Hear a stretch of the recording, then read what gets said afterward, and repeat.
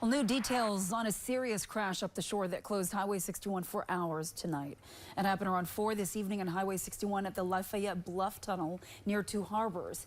Now, a detour was in place as authorities investigated the crash site. Traffic has since reopened in both directions.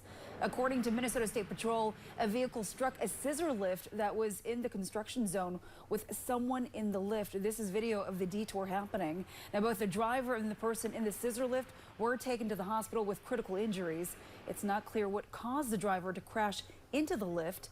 An investigation is underway.